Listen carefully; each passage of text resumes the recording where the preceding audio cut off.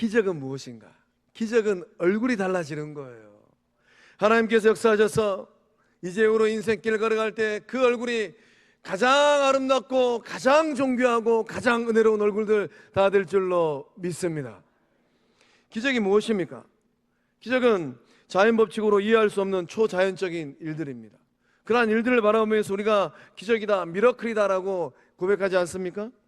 우리가 성경을 곰곰이 읽어보면 창세기로부터 요한계시록에 이르기까지 죄다 하나님의 이야기, 예수님의 이야기, 성령께서 일하시는 일들에 대한 이야기입니다. 이러한 일들을 요점 정리하면 다 기적이에요. 인간의 이성과 인간의 논리를 가지고는 절대로 이해할 수 없는 일들이 성경에 기록되어 있습니다. 예수님의 동정녀 탄생, 어떻게 자연의 법칙으로 그러한 일들이 일어날 수 있습니까? 죽었다가 다시 부활하신 예수님의 부활하심, 어떻게 자연의 법칙으로 그러한 일들을 이해해낼 수 있겠어요? 그러니까 예수를 믿는 것은 기적 중의 기적입니다. 말씀에 기록된, 하나님 말씀에 기록된 하나님의 일들을 액면가 그대로 받아들이는 것, 이것이 바로 기적 중의 기적이에요. 오늘 예배 자리에 나오신 성도님들은 하나님 말씀을 대면할 때에 이 말씀에 어떠한 이야기, 어떠한 말씀이 기록되어져 있다 하더라도 이 말씀을 의심하는 것이 아니라 액면가 그대로 받아들일 때에 그 삶의 기적의 역사를 써내려가는 복된 삶들 다 되실 줄로 믿습니다. 기적은 하나님의 일상이에요. 우리의 입장에서 생각해보면 도저히 일어날 수 없는 일들입니다. 그러나 하나님 편에서 생각해보면 기적은 하나님의 일상입니다. 하나님의 일상이 사람들 인생으로 흘러온 것, 이것이 바로 기적이라는 거예요. 기적은 하나님의 일하심입니다. 우리는 우연이라고 생각하는데 하나님은 우연을 넘어서 하나님의 일을 행하십니다. 이것이 바로 기적이라는 거예요. 기적은 하나님의 다스림입니다. 참 인생길을 걸어가다 보면 내 인생이 내 뜻처럼 잘 되지 않잖아요. 어떤 막다른 골목에 딱 봉착했을 때 여기가 내 인생의 끝이겠구나. 그런데 거기에서 하나님의 일을 시작하시잖아요. 기적이잖아요. 그 일을 행하시는 하나님을 만나보셨을까요? 오늘까지 인생길 걸어오시면서 하나님을 믿고 예수님을 믿고 따라가면서 그 인생길에 기적을 행하시는 예수님 만나보셨을까요? 기적은 하나님의 손놀이입니다. 하나님께서 내 인생 가운데, 내 인생 여정 가운데 하나님의 손놀이를 하시는 거예요. 내 인생의 손은 참 능력이 없습니다. 내 인생의 손은 한계 상황이 늘 있습니다. 그러나 하나님의 손은 전능한 손이고 하나님의 손은 강한 손이에요. 그 하나님의 손이 성도님들의 삶에 임할 때에 기적의 역사함들이 써내려갈 줄로 믿습니다. 기적은 하나님의 숨결입니다. 오늘 예배 자리에 나오신 성도님들, 앞으로 인생길 걸어가면서 그 숨결이 몇 년이나 갈 것 같습니까? 어떤 시간이 지나고 나서 우리의 숨결이 딱 멈추는 그 순간 우리의 인생은 끝이 납니다. 그러나 하나님의 숨결은 어떠합니까? 하나님은 창조의 그날로부터 오늘 이 순간까지, 주님 오시는 그날까지 하나님의 숨결은 하나님의 자녀들과 함께하고 있는 줄로 믿습니다. 우리의 삶의 숨결은 늘 연약하고 부족합니다. 그러나 하나님의 숨결은 무한대예요. 이 하나님의 숨결이 임할 때에 그 삶이 일어서는 삶이요, 그 삶이 영광 돌리는 기적의 삶들 다 되실 줄로 믿습니다. 기적은 인간의 상식을 깨트리는 하나님의 손짓이에요. 우리의 상식 가지고는 도저히 불가능한 일, 우리의 상식 가지고는 더 이상 어떻게 해볼 수 없는 삶의 자리, 그러한 상식을 깨트리는 하나님의 손짓, 그 하나님의 능력의 손이 성도님들의 인생길에 함께하고 계신 줄로 믿습니다. 여러분의 삶이 세상을 붙드는 것이 아니라 하나님의 손을 붙든다면 여러분의 인생 자체가 하나님의 기적이 될 줄로 믿습니다. 살아계신 하나님께서 하나님의 때에 하나님의 방법으로 기적을 일고 가시는 그 복된 삶이 성도님들의 인생에 가장 큰 복 될 줄로 믿습니다. 오늘 말씀은 모세의 삶의 기적을 일으키시는 하나님의 역사, 하나님의 능력에 대한 말씀입니다. 하나님의 기적이 이루어지는 삶, 그러한 삶을 살아내기 위해서는 어떻게 해야 되겠습니까? 우리 안에 있는 부정적인 사고의 틀을 깨트려야만 합니다. 우리 1절의 말씀 믿음의 고백으로 함께 읽어보겠습니다. 시작. 모세가 대답하여 이르되 그러나 그들이 나를 믿지 아니하며 내 말을 듣지 아니하고 이르기를 여호와께서 내게 나타나지 아니하셨다 하리이다. 아멘. 모세는 지금 어떤 상태일까요? 모세는 지존하신 여호와 하나님, 영원부터 영원까지 존재하시는 그 하나님으로부터 사명을 받았습니다. 400년 동안 애굽에서 종살이 하고 있는 아브라함의 후손들을 인도하여서 광야를 지나서 적과 꿀이 흐르는 땅까지 인도해야만 합니다. 그 거룩한 사명을 받았음에도 불구하고 주저하고 머뭇거리고 미적미적하고 있어요. 심지어 전능하신 하나님께서 3장 18절의 말씀을 통하여서 모세에게 분명하게 말씀하셨습니다. 그들 이스라엘 백성들이 내 말을 들을 것이다. 하나님께서 이렇게 말씀하셨음에도 불구하고 1절 말씀을 곰곰이 들여다보면 모세는 하나님의 말씀과 정반대되는 고백을 하고 있어요. 그들이 나를 믿지 아니하고 내 말을 듣지 않을 것입니다. 하나님은 이스라엘 백성들이 내 말을 들을 것이다 라고 말씀하였는데 모세는 하나님 앞에 하나님, 그들이 이스라엘 백성들이 내 말을 듣지 않을 것 같아요. 나를 믿지 않을 것 같습니다. 하나님, 저는 이스라엘 백성들에게 거절당할까 봐 두렵습니다. 이 고백을 하고 있어요. 모세의 마음이 어떠합니까? 모세의 마음이 불안해요. 모세는 이 불안한 마음을 전능하신 하나님께 진솔하게 토로했습니다. 모세는 이 사명을 감당할 수 있다는 확신조차 없어요. 모세는 심리적으로 위축된 상태입니다. 어쩜 우리 가운데 그러한 분들이 계실 것 같기도 합니다. 마음이 불안하고 위축되어 있습니다. 전능하신 하나님께서 놀라운 기적을 준비하고 기다리고 계심에도 불구하고 마음이 불안하고 위축되어 있어요. 모세는 사역을 시작하기도 전에 불가능하다라고 얘기하면서 포기하려고 하고 있는 겁니다. 하나님의 말씀에 긍정적으로 반응한 것이 아니라 부정적으로 비관적으로 반응하고 있습니다. 무엇이 모세를 이렇게 부정적이고 비관적인 관점의 사람으로 바꾸었을까요? 광야에서 목동으로 보낸 시간이 언 40년입니다. 40년의 세월이 모세를 이렇게까지 만들어 버렸을까요? 40살 모세, 왕자 모세가 보여주었던 위풍당당한 모습, 먼 옛날의 이야기예요. 어느 누구 하나 모세에게 출애굽이라는 위대한 희망을 기대하지 않습니다. 인생의 서러움은 무엇일까요? 인생의 서러움은 더 이상 무엇인가를 할 수 있다는 기대를 갖지 못하는 것. 인생의 서러움은 내일을 향한 희망을 품지 못하는 것. 그것이 바로 인생의 서러움입니다. 이런 인생의 서러움의 시간을 모세가 그 광야에서 보내고 있다는 것이죠. 이런 모세의 내적 자아는 완전히 붕괴되어 있습니다. 이런 모세를 하나님께서 찾아오십니다. 하나님께서 찾아오셔가지고 모세의 내면의 희망의 불씨를 살리고 계십니다. 모세에게 투지의 능력을 주고 계십니다. 모세만이 감당할 수 있는 사명을 풀어놓고 계십니다. 예배자리에 나오신 성도님들, 그 내적 자아는 어떠할까요? 불안하고 위축되어 있고 그 내적 자아가 붕괴되어 있지 않을까요? 우리 주변에 있는 문 영혼들의 삶의 자리는 어떠할까요? 하나님의 손에 붙들려서 기적을 이루는 삶이 되기를 소망하실까요? 남은 내 인생도 하나님의 손에 붙들려서 말씀에 기록되어 있는 그러한 하나님의 기적, 그런 하나님의 일들을 감당하는 삶이 되었으면 좋겠다. 이런 소망 있고 기대가 있을까요? 우리 후대들 영적 공동체를 바라보시면서 어떤 기대를 품고 계실까요?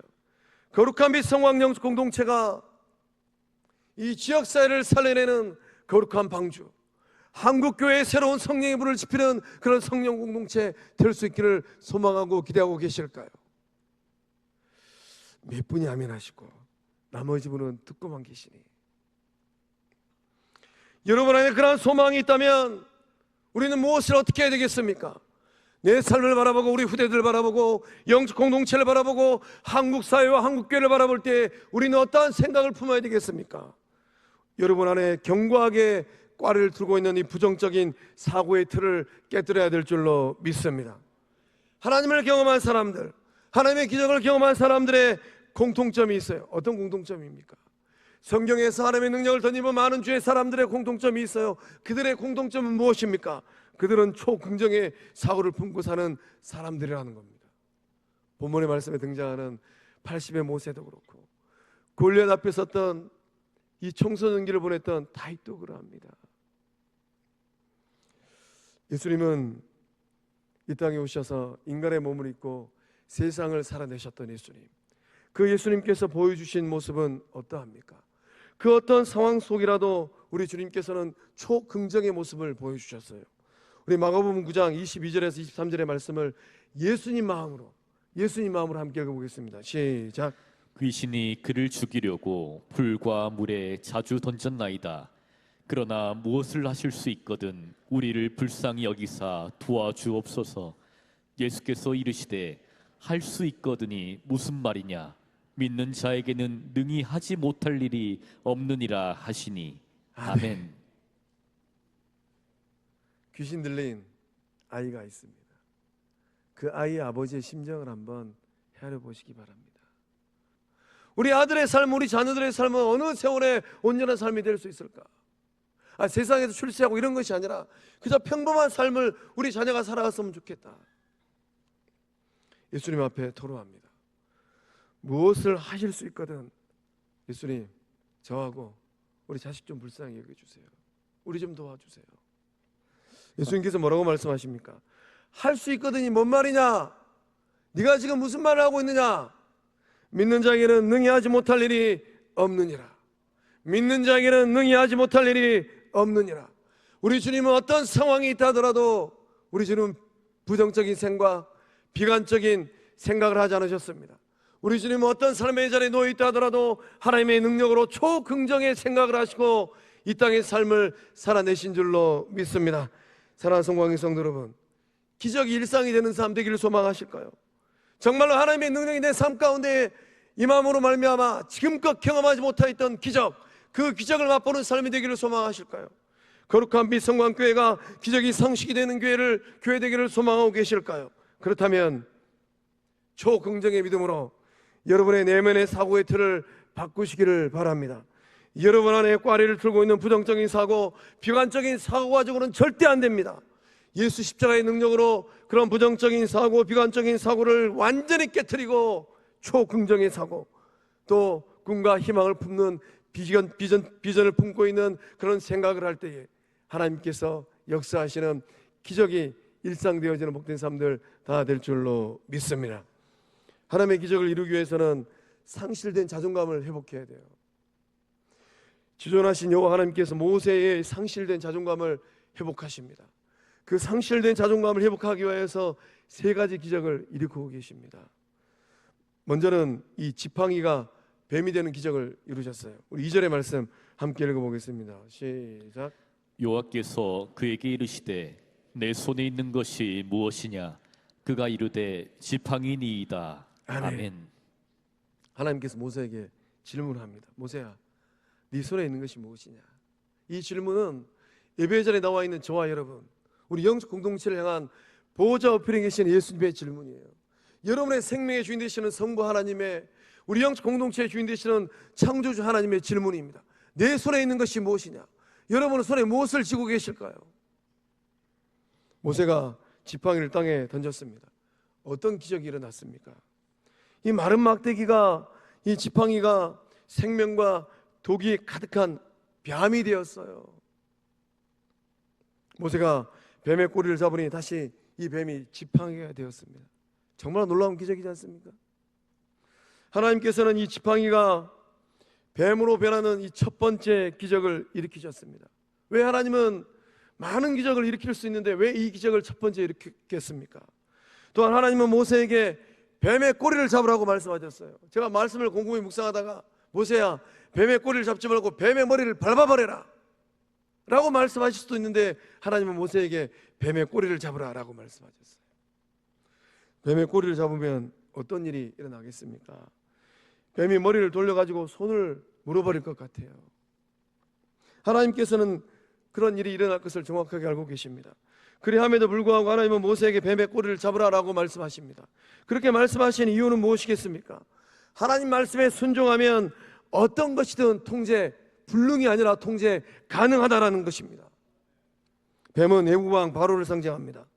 바로는 통제 불능의 대상이에요. 신적인 존재이고 신과 같은 대상입니다. 세상에서 무소불위의 권력을 휘두르는 존재가 바로 애국왕 바로예요. 그런 바로라 할지라도 하나님 말씀에 순종하면 통제 가능하다라고 하나님께서 말씀하고 있는 것입니다.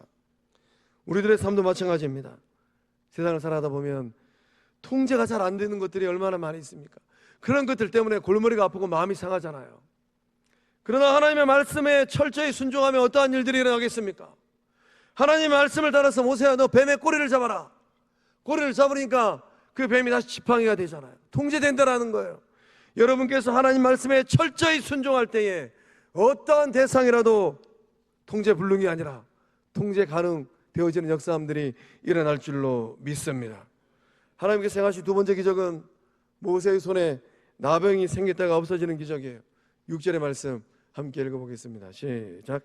여호와께서 또 그에게 이르시되 내 손을 품에 넣으라 하시매 그가 손을 품에 넣었다가 내어보니 그의 손에 나병이 생겨 눈같이 된지라. 아멘.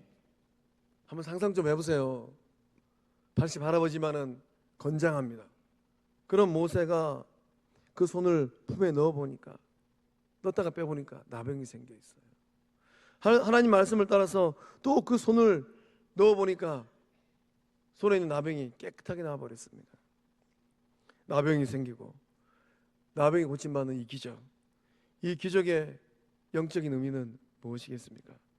이스라엘 백성들, 이스라엘 공동체의 영적 상태를 의미하고 있습니다. 나병처럼, 나병은 현대 의학에서도 불치병이잖아요. 나병처럼 공동체가 병들고 나약하다 할지라도 하나님의 은혜가 임하면 고침받고 정결하게 된다라는 거예요. 비록 나병과 같이 고침받기 어려운 삶의 자리에 놓여 있는 삶이라 할지라도 하나님의 손이 임하면 고침받는 역사, 새롭게 되어지는 새 생명의 역사함들이 일어난다라는 것입니다. 희망이 보이지 않고 소망이 보이지 않는 삶의 자리에 놓일 때가 얼마나 많이 있습니까? 그런 삶의 상황이라 할지라도 여러분의 삶을 붙들고 계시는 전능하신 하나님, 그 말씀을 따라갈 때, 그 하나님의 기적이 임할 때 고침받는 역사, 싸매어 주신 역사, 회복케 하시는 그 기적의 역사함들이 일어난다라는 거예요. 그 역사를 일으켜내시는 하나님 만나는 복된 삶들 다 되실 줄로 믿습니다. 하나님께서 여러분의 삶을 붙들 때에 고치시고 새롭게 하시고 회복케 하시는 전능하신 하나님의 기적이 일상이 되어지는 역사함들이 일어날 줄로 믿습니다. 세 번째 기적은 나일강이 피로 변하는 것입니다. 우리 9절 말씀 읽어보겠습니다. 시작. 그들이 이 두 이적을 믿지 아니하며 내 말을 듣지 아니하거든 너는 나일강 물을 조금 떠다가 땅에 부으라. 내가 또 나일강 물이 땅에서 피가 되리라. 아멘. 나일강이 피로 변한답니다. 나일강이 피로 변하는 기적은 한 번 진행되면 되돌릴 수가 없는 기적입니다. 이 세 번째 기적은 미치는 영향력과 그 위험이 굉장히 폭도 크고 위험도도 높습니다. 이 영향력이 굉장히 광범위해요. 이 기적의 위험도는 상당히 높습니다. 이스라엘 백성들이 믿지 못하는 태도를 지속할 경우에 마지막 특별 조치로 나일 강물을 피로 바꾸신답니다. 나일 강물이 피로 변하는 이 기적이 일어나기 위해서는 모세의 철저한 순종이 필요합니다. 하나님께서 지금 모세에게 말씀하신 이 장소는 어디입니까? 미디안 광야예요. 미디안 광야에서 애굽 나일강까지 걸어가야만 합니다. 기적의 범위는 어떻게 결정될까요? 기적의 범위는 순종의 범위와 비례합니다. 영적 공동체가 정말로 하나님 말씀에 순종하여서 여수 땅을 복음화하고 전라도를 복음화하고 대한민국 한국교회를 뒤집어내고 열방을 복음하는 그런 영향력 있는 교회, 그런 건강한 교회가 되기 위해서는 무엇을 어떻게 해야 되겠습니까? 순종의 범위를 넓혀야 돼요. 하나님께서 가라고 말씀하시면 가까이 있는 연등동 광무동은 말할 것도 없고 여수 땅 돌산과 또 화양면은 말할 것도 없고 하나님께서 말씀하시면 경상도도 가고 전라북도도 가고 경기도도 가고 충청도도 가고 강원도도 가고 하나님 말씀하시면 동남아시아도 가고 하나님 말씀하시면 아프리카로도 가고 순종의 범위를 넓혀갈 때에 기적의 범위가 넓혀질 줄로 믿습니다. 하나님께서 아무리 놀라운 기적을 일으키시려고 해도 기둥으로도 안 들어요. 꼼짝도 안 합니다. 그럼 기적의 범위는 넓혀지는 것이 아니라 좁혀지고 축소되는 것입니다. 순종의 폭이 크면 클수록 기적의 폭도, 영향력의 폭도 넓어지고 광대하게 될 줄로 믿습니다.